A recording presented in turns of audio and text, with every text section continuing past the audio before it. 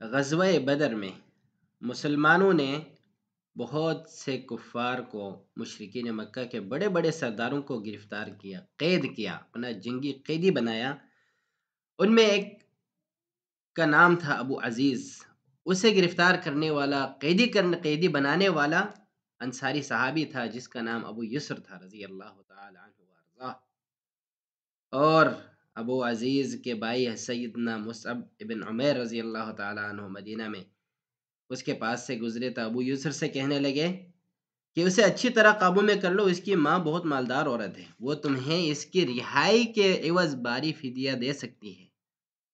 یہ تھا الحب فی اللہ والبغض فی اللہ، اللہ کے لیے محبت اور اللہ کے لیے کسی سے عداوت، دشمنی۔ اپنے بھائی کے بارے میں کہہ رہے ہیں کہ انصاری صحابی کو اس کو مضبوطی سے تھام لو، اس کو مضبوطی سے باندھ دو۔